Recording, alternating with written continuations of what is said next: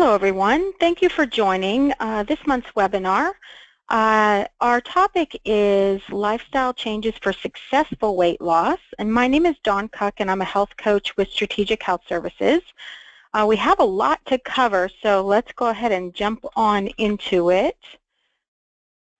So here's what we are going to be covering in this webinar. Today we're here to talk about change and committing to change. We often talk about pursuing health and fitness goals in terms of making lifestyle changes. Why is it important to focus on lifestyle changes as opposed to going on a diet or a specific meal plan for a certain period of time, or taking weight loss or appetite suppressants?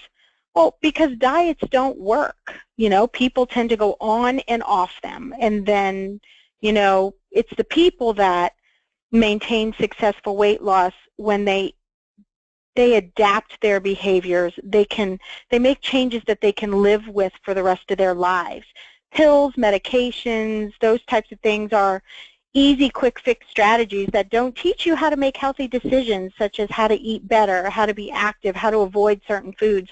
For these reasons, understanding our lifestyles will help us evaluate our beliefs and attitudes towards foods, eating behaviors, and our surrounding environments, which affect us every day. Some will help us change, others might be barriers. Therefore, we'll look at factors that affect behavior, assess our eating styles, determine if we're ready for change, and then talk about motivation. So first, let's talk about lifestyle. There's 3 definitions, and each one highlights a key point, and they're all correct and put the picture together of what lifestyle is. The first definition discusses behaviors, not just one, but a collection of behaviors.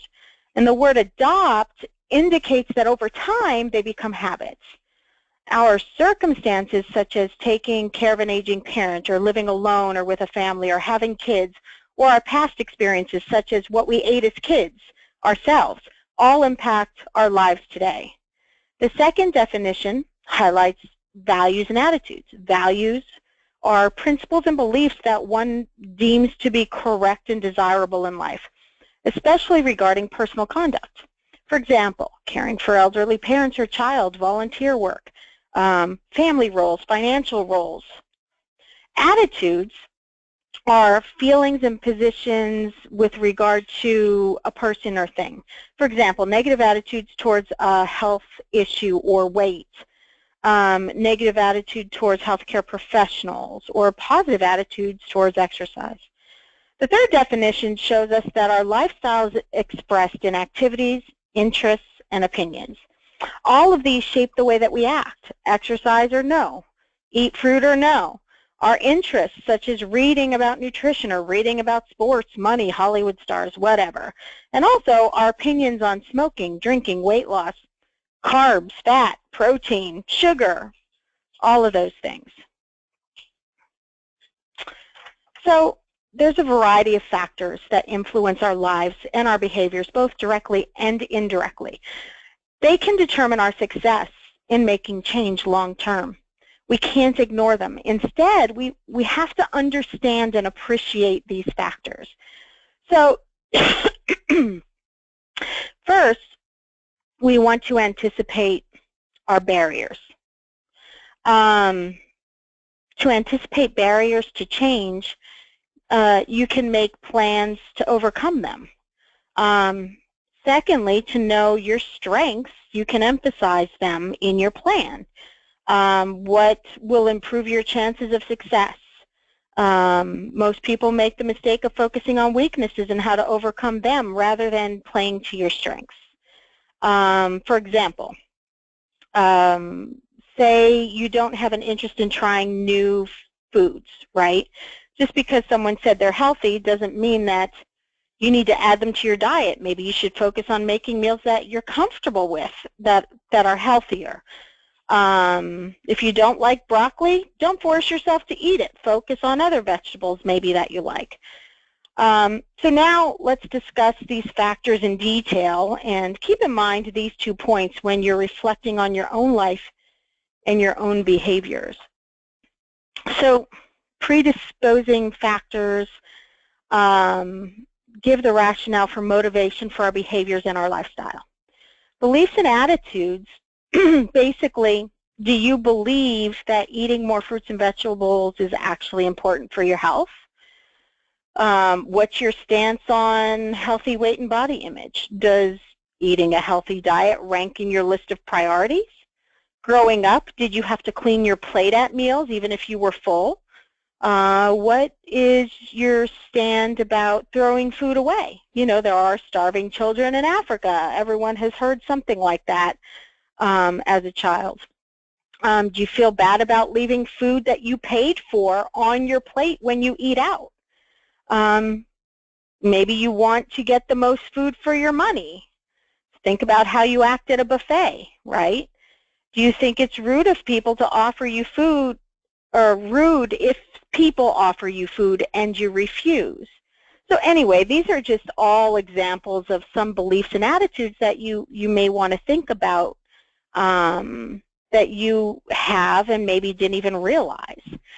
Past experiences also come into play here. Many of our current behaviors are shaped through past experiences, especially from childhood and by our parents or caregivers. Some examples are, well, let's say if you did a good job, mom or a teacher or grandparent would give you food, maybe ice cream or candy or cookies. Or if you were having a bad day, maybe grandma would bake you a cake. Or if maybe you spent a lot of time at home alone, maybe your parents, when they got home, always brought you candy or something. So anyway, these different past experiences may affect you know, you eating based on feelings or other reasons, choosing certain foods for other reasons, you know. So let's talk about enjoyment. You know, do you enjoy eating fish or chicken or yogurt or fruits and vegetables? You know, can you enjoy drinks without much added sugar? Your taste buds, you know, everybody's taste buds are different, and they're sensitive to bitterness in some vegetables. They're sensitive to sweets. You can be sensitive to texture, smell, flavors. Your food is a pleasure, and you want to continue to enjoy your food after making lifestyle changes. If you don't, then the change isn't going to last. If you already enjoy healthy foods, then this change might be a little easier for you than for others. But if you don't, it doesn't mean you can't change. Taste is acquired. It takes time. Even for young children, they say keep offering foods, you know, at least 10, 20 times. Eventually, you know, tastes do change. So be open to trying new things and trying them more than once. Don't judge a food from the first bite. You know, give it some time. Lastly, self-confidence. So are you confident that you can make and sustain a change? Maybe you've tried so many times before and you've never succeeded, so your self-confidence is down in the dumps. Are you confident that you'll be able to commit and dedicate the time? The higher your self-confidence is in bringing about change, the more motivated you are to start taking action. So, you know, self-confidence can certainly be an issue. Now, enabling factors are tools that help you act in a certain way. Some might be easy to change and others might be limitations that you need to work around. The more tools that you have close by, the easier it will be to make changes. So for example, skills and knowledge. Do you have the adequate knowledge of the best strategies for weight loss? Do you know how to select and prepare fruits and vegetables? Do you know how to cook? Do you know where to find reliable information? You know, this might be one of the easiest things to change or to find. Resources. Do you have the time to shop for and prepare homemade meals? Do you have the time to shop at farmers markets or health food stores, or are they even available in your area? Do you have the extra money to buy pre-cut fruits and vegetables if you don't have the time? Do you have time and resources to read and learn about the best nutrition approaches?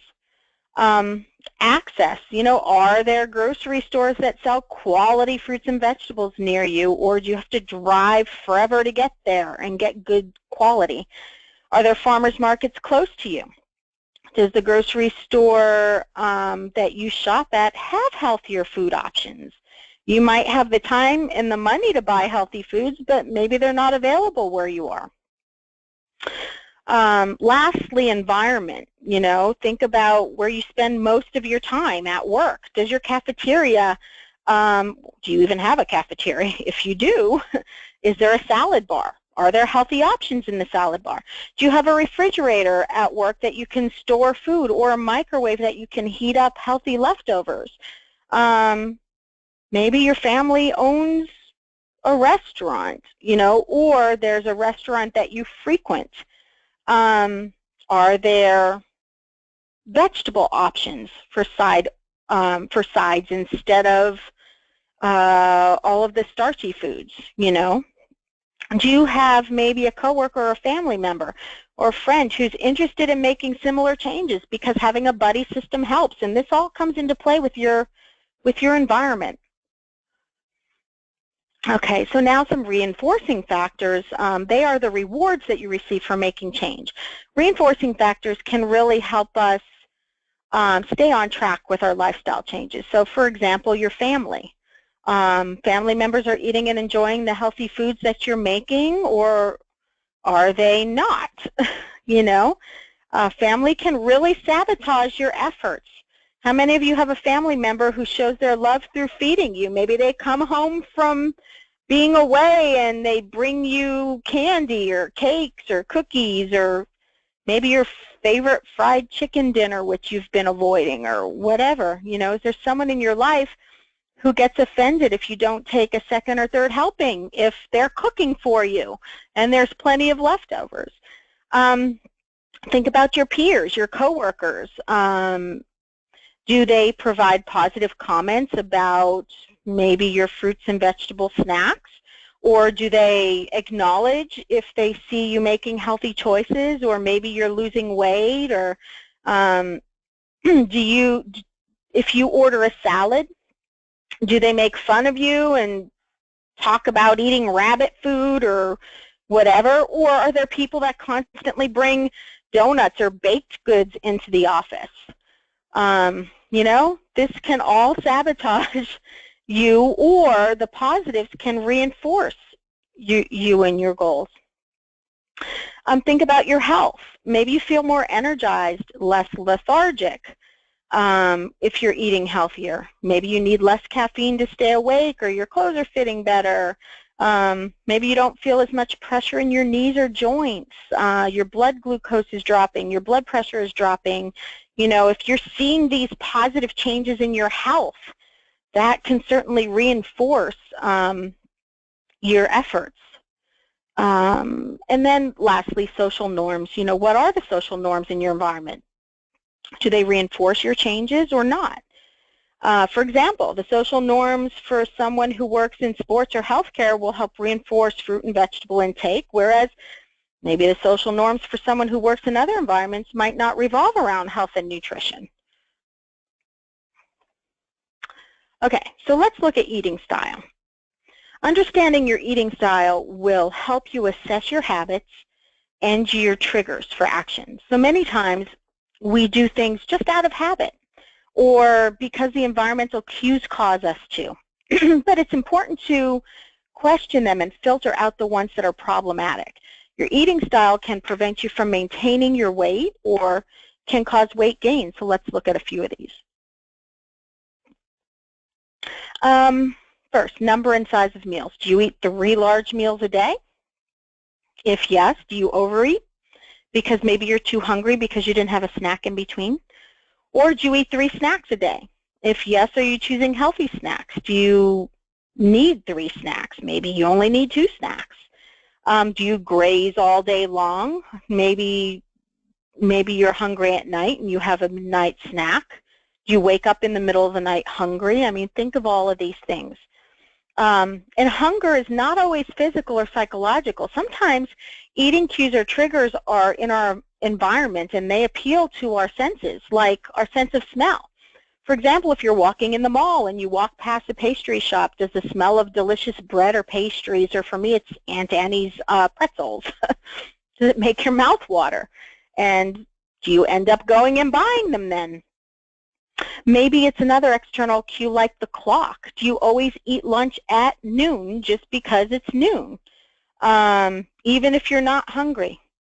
Or do you wait until you're hungry? Are you an emotional eater? Do you eat if you're happy, sad, anxious, bored, frustrated, stressed? Consider comfort foods. You know, do you eat chicken noodle soup when you're sick, or ice cream, or when you're feeling down, or maybe chocolate chip cookies when you're sad, specific sandwiches for picnics or desserts at certain holidays, you know?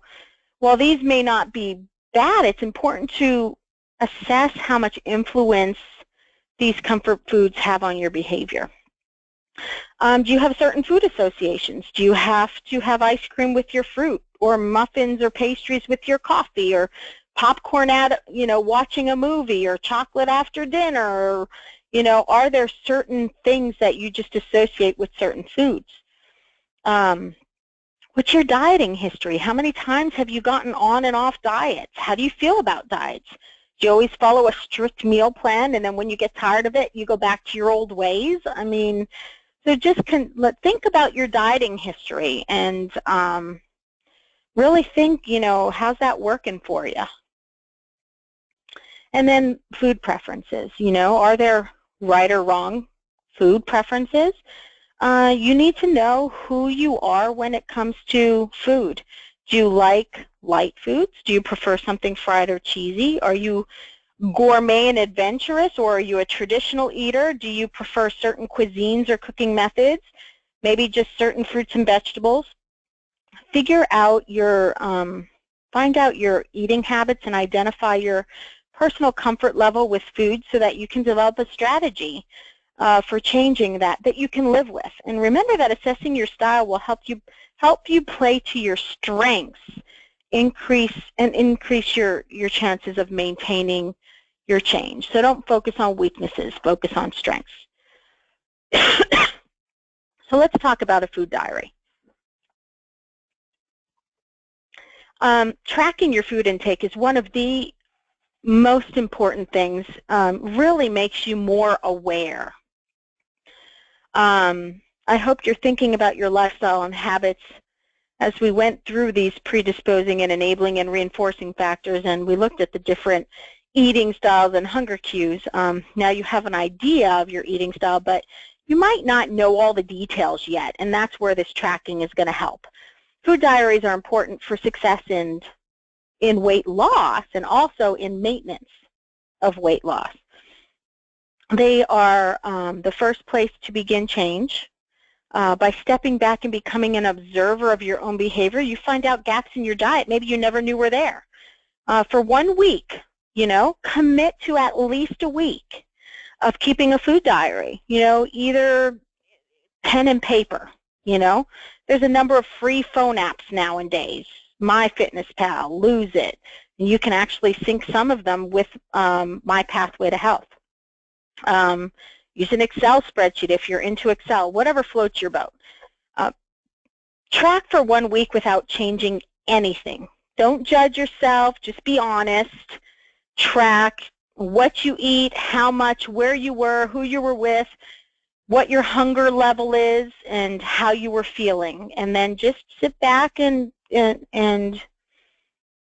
when you're finished, after you've collected a week's worth of information, you should be able to identify eating patterns and even identify and prioritize those certain behaviors that maybe are your biggest barriers, and if you changed them, would benefit you the most. So now that you've considered the factors affecting your behavior, how does change come about? Do you think that people want to change but somehow something prevents change? Well, people change voluntarily only when they go through a process. First they become concerned about a behavior, habit, or health outcome or a health issue, Maybe they've become convinced that change is in their best interest, and that it will benefit them more than cost them.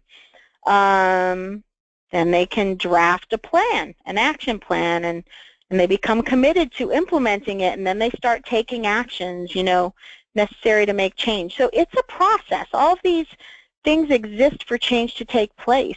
Concern, conviction, a plan, commitment, and then taking action. And you've got health coaches available to you to help you through this process. So where are you right now? You can take actions and make changes. You can.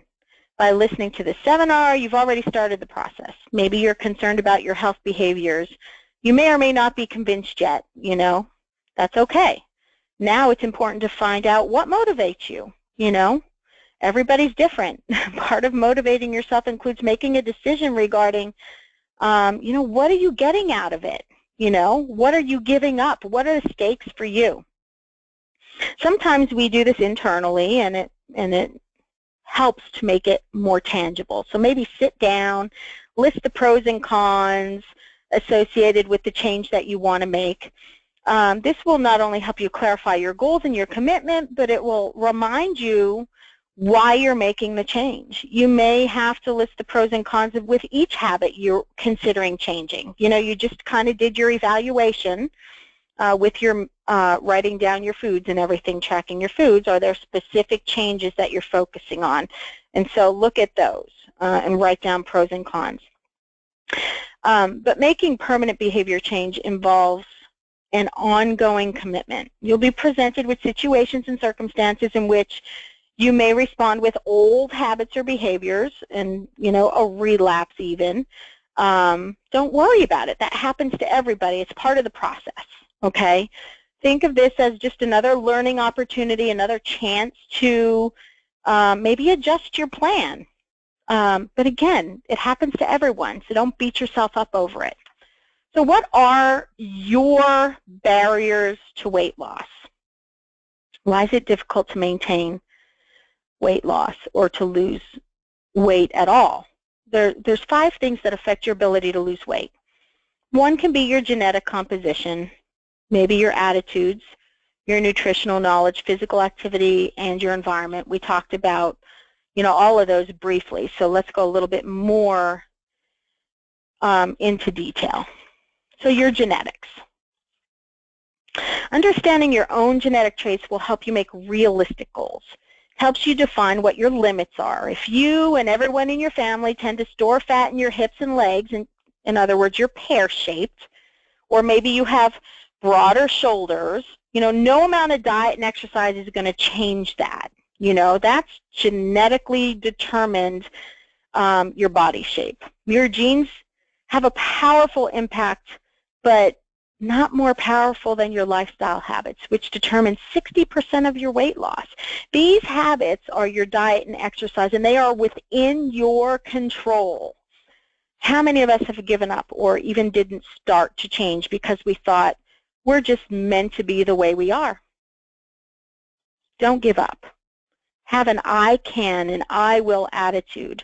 Only 40% is genes, 60% is diet, activity, and your will to do so.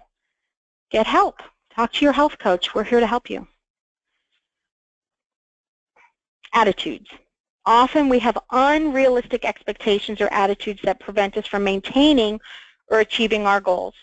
Have you gotten frustrated 2 weeks into a diet? Maybe because the results didn't come quickly enough. Have you ever been tempted by TV commercials of diets, pills, meal plans that promise 10 pounds weight loss in a month or a week? These attitudes are problematic. It's easier for you to lose. The easier it is for you to lose, the easier it is for you to gain it back. Lifestyle change is a process, and expecting a quick fix is just going to set you up for failure. Slow, steady weight loss, 1/2 to 2 pounds a week is the healthy way to do it and to sustain it. Have you ever thought that you can't fit into a size 4, so there's no point in trying to fit it into a size 10? Have you ever thought you can't eat 5 servings of fruits and vegetables, so why even bother having any, right? Or you can't stop eating fast food, so you're just going to, you're not going to try eating well at all. Well, things don't have to be all or nothing. People often don't realize that they can be healthier even if you're not perfect, right? Okay, so let's talk about nutrition knowledge. A lack of or too much nutrition knowledge may be a huge barrier and deterrent from making lifestyle changes. There's an overwhelming amount of nutrition information out there between dietitians and health professionals, TV shows, websites, newspapers, other sources. You might feel like there's way too much to learn and don't even know where to start. And you may find conflicting information. All fats used to be bad. Now there's healthy fats and some not so healthy fats. Are low-fat diets healthy? What about low carbs? What about high protein?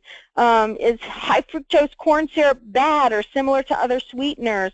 If you ask 2 health professionals these questions, you'll probably get 2 different answers. So much of our nutrition knowledge comes from cultural influences, food-related family traditions. How many think that vitamin C prevents colds? What other things have you learned or done growing up that you can challenge now? Do you think some of your knowledge of nutrition maybe is based on old wives' tales? So anyway, where do you get your nutrition information? With the online era, anyone can write anything on the web. So there is some good evidence-based information. There's other merely personal opinions and biases. If you have the wrong information, it might cause negative effects or no positive results. Registered dietitians are trained to provide the best nutritional guidance.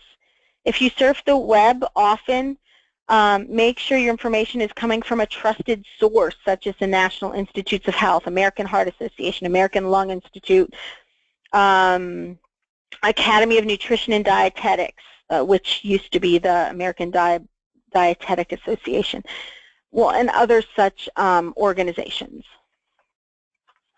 Now let's talk about the dreaded physical activity. How many people start the day with good intentions to exercise, but things get in the way? Well, with our rush lifestyles, we have long working hours. When we're done with work, who wants to exercise? A lot of our jobs are sedentary. Maybe we're sitting all day, We have family roles and responsibilities when we get home, driving kids around, etc. But it's the lack of commitment that can be your biggest barrier. While all barriers are important, being committed can really tip the scale in your favor. So if you want it, if you want to do it, if you want to be more active, if that's part of your plan to lose weight, and it should be, rank it on your priorities. Find a way. We're more likely to fit exercise into our busy days if it's a priority. If you intend to go for a walk once you get home, but once you're inside you get distracted by other chores, try putting on your tennis shoes in the car before you leave work. If your child has soccer practice, don't sit in the car waiting for them. You can go for a walk around the fields while practice is going on. Be creative. Where there's a will, there's a way. Now think about your environment. There's an abundance of food everywhere. It's usually high-calorie, processed foods, high in sugar, fat, and those are the most expensive and convenient foods. Are we eating because we're hungry? Just because it's there, maybe? Is it because the food smells good? Are there vending machines highly accessible and offer no healthy foods at all? There's an abundance of food everywhere. Do you find you're always in a hurry? We're busy, we're stressed out, we have multiple roles, kids, family, friends, employers, etc. What falls behind? Our health, our eating habits. We don't have time and energy to focus on eating right, such as eating breakfast, packing healthy snacks, or planning and cooking meals. Do you fall into the trap of current social norms? Are there always donuts at your office? Do your coworkers go out for burgers at lunch? Does your partner like to have dessert with every meal? Do you get together with your friends to eat or to hike, walk, run, play tennis? Social interaction's great, but doesn't need to be focused around food. What about your physical environment? Are there safe sidewalks or parks or recreational centers that you can exercise in? Can you walk to work? Can you walk to the grocery store?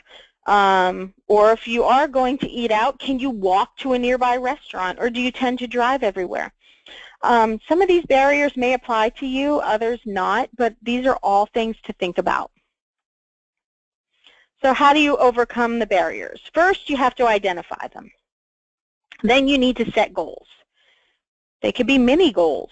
You know, if you can't exercise 5 days a week, then just say, look, I'm going to commit to, 10 minutes a day. Try to commit to something small on a daily basis so that it becomes a habit, because you're just expecting to do it every day, even if it's just 5 minutes. And then little by little, that 5 minutes is going to become a habit and can become 10, 15, 20, right?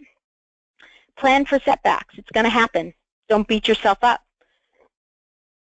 It's okay, as long as you know when to predict those setbacks and how you can get yourself back on track. Identify things in your environment that you can change. Many of us suffer from mindless eating, and eating because of environmental cues. Remove the food from where you are working, or sitting watching TV. Just don't allow it there. That'll take that out of reach.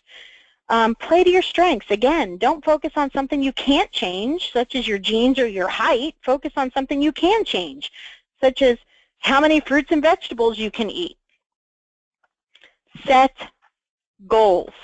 Be smart, specific, measurable, attainable, relevant, and have a time. So set short-term goals, long-term goals, but really focus on the short-term goals. Address your barriers.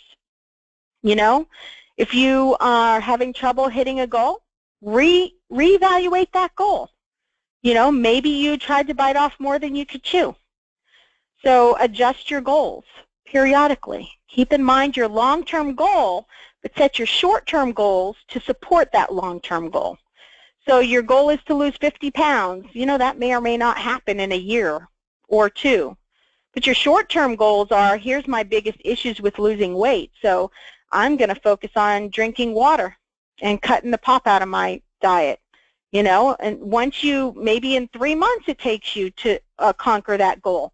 But you focus on that goal first, and you know what? Some weight loss might come with it, and then pick your next goal. I like to choose a small healthy eating goal and a small exercise goal. Work on 2 things at one time, but just keep them small, specific, measurable, attainable, and give yourself a time limit. Write a contract for yourself. What is the goal? What did you choose? Why did you choose it? How will it help you? And who can help support you with this goal? If you have a goal to get out and exercise, that you've got 3 small kids, who can keep an eye on the kids for you? Think about what support you're going to need to be able to meet your goal. Track your change. Reward your successes. If you were able to get out and hit your exercise goal 1 week, well, now don't treat yourself with chocolate cake or food or anything like that, but maybe a pedicure, right? Be positive, Surround yourself with positive people, and be patient. It's going to take time. How do you manage the difficult situations? Well, you've got to predict them. So think about your barriers, Think about how you react to certain things. You can use imagery. Imagine that these difficult situations come up, and imagine the solution in your head and act on it, Imagery is very powerful. It will empower you when you're in the situation and the environmental triggers can't be controlled. If a difficult situation is passing by a pastry shop in a mall, imagine yourself passing it by. If imagery doesn't work, just don't go that way. Learn to cope, but not to control. So many times there isn't much that you can do about a difficult situation. For example, the holidays. They come and go every year. You may not be able to control the stimulus or the eating triggers. You can't ask your family not to make all of the traditional holiday desserts. I mean, you can, but they probably won't. But you can aim to cope with these situations. Learn how to mindfully eat. Feed your craving, but, allow yourself some so that you don't feel deprived. But anyway, so cope with it. Don't try to control everything. You can't control everything. And you can learn to distract yourself, in difficult situations, don't let food be your focus. If there's a group of people around, maybe focus on socializing rather than focusing on the food. All right, so how do you manage a relapse? Because they will happen. As soon as you notice it, act early. Stay calm. Forgive yourself. It happens. Analyze what happened. What caused you to fall off track? Okay? Evaluate it. Come up with a plan to address it should it happen again in the future. Adjust your goals if you need to. And if you can't do it on your own, ask for help. Ask for support from friends and family around you. Contact your health coach. There are people around that can help support you. Okay, so finally, we covered a lot of information. What I want you to take away from this is to remember that barriers to change in weight loss, they do exist for everybody, and they're different for everybody. It's important to identify yours and to learn how to overcome them. Setting goals is an art. Keep them action-oriented, realistic, short and long-term, addressing your unique barriers to change. Difficult situations are going to arise. They can be managed. Plan ahead. You can do it. Be confident. Ask for help. Relapses are going to happen. Don't be hard on yourself. How you react is more important than the actual relapse itself. Getting back on track is how you should try to react. Okay? Learn from your experiences. Come back to the plan as soon as the relapse occurs. And ask for help. Do not go it alone. So, we have covered a lot of information. Remember that the My Pathway to Health website has many educational materials in our health library, interactive tools, calculators, trackers to help you track your weight loss goals. You can sync Fitbits, which can sync to MyFitnessPal to track your food intake, and all that can sync to your trackers. Your health coach can see it and observe what's going on. Stay in touch with your health coach. Contact a coach today. Send a secure message. Call the 800 number. We are here to help you. But thank you so much for joining. Please, reach out if you have any questions or need anything.